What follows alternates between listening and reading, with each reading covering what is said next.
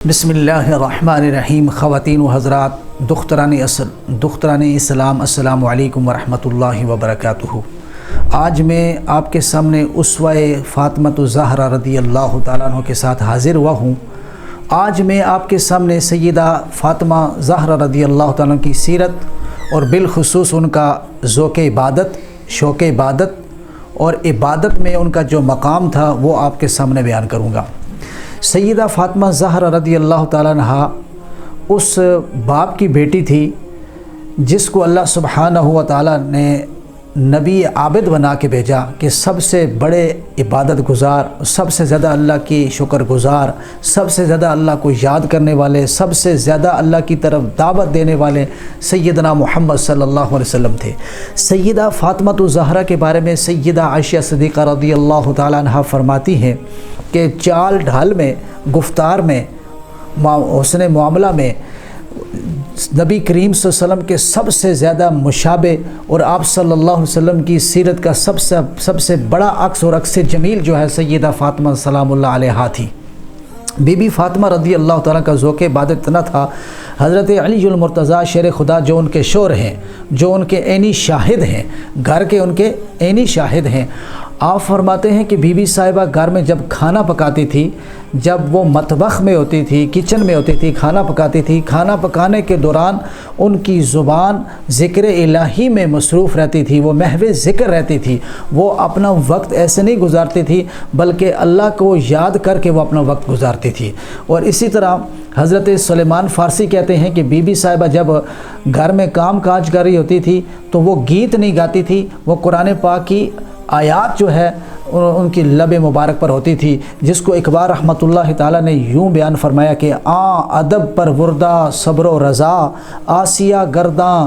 با لب قرآن سرا، کہ وہ صبر و رضا کے ماحول میں پرورش پانے والی صاحبزادی محمد صلی اللہ علیہ وسلم کی کہ وہ ہاتھ سے چکی چلا رہی ہوتی تھی اور زبان پہ آیات بینات جو ہے وہ جاری تھی، تو اس کی تلاوت جاری تھی۔ حضرات، آپ اس بات سے اندازہ لگا سکتے ہیں کہ حسن حسین کے اندر جو کمال آیا، حسن حسین کی سیرت میں جو کمال پیدا ہوا، وہ کمال کیسے پیدا ہوا؟ وہ اس ماں کے ہاتھ سے کھانا کھا کے پیدا ہوا جس ماں نے اللہ تعالیٰ کا ذکر کیا کھانا پکاتے ہوئے، گھر میں اٹھتے بیٹھتے۔ آپ نے اپنے لیے ایک محراب بنایا تھا، تو حضرت امام حسن فرماتے ہیں کہ پوری رات جو ہے اس محراب کے اندر جو ہے چلی جاتی تھی، ہماری خدمت کر کے، اپنے میاں کی خدمت کر کے وہاں چلی جاتی تھی اور ذکر الہی میں مصروف ہوتی تھی، اکثر رویا کرتی تھی اور رونے سے جو ہے ان کے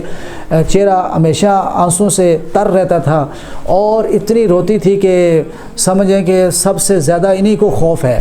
تو رات بھر جو ہے وہ اللہ تعالیٰ سے دعائیں مانگتی اور امت کے لیے دعائیں مانگتی، امت کے مردوں اور عورتوں کے لیے دعائیں مانگتی۔ تو ایک دن امام حسن فرماتے ہیں، میں نے کہا کہ اماں جی آپ نے اپنے لیے کچھ نہیں مانگا؟ تو انہوں نے بڑی خوبصورت بات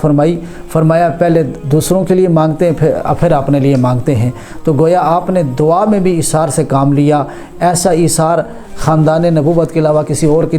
پاس نظر آپ کو نہیں آئے گا۔ سیدنا حسن بصری فرماتے ہیں کہ بی بی صاحبہ پوری رات جو ہے اللہ تعالیٰ کی یاد میں گزار دیتی تھی، اور آپ کا ایک شعر بھی ہے کہ ایک سجدہ کرتی تھی تو صبح اذان ہو جاتی تھی، فرمایا اللہ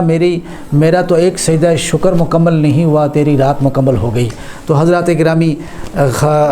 خواتین و حضرات سے گزارش ہے کہ وہ بی بی فاطمہ کے اسوہ کو اپناتے ہوئے اپنے گھر میں عبادت کا ماحول بنائیں، قرآن پاک کی تلاوت کرنے کا ماحول بنائیں، ذکر اور استغفار کا ماحول بنائیں، اپنے گھروں کو گانوں سے، فلموں سے، فحاشی اور عریانی والی چیزوں سے اپنے گھروں کو پاک کریں، اور سیدہ فاطمہ الزہرا کے گھر کی طرح اپنے گھر کو بنائیں۔ دیکھتے رہیے SSTV، وما توفیق الا باللہ۔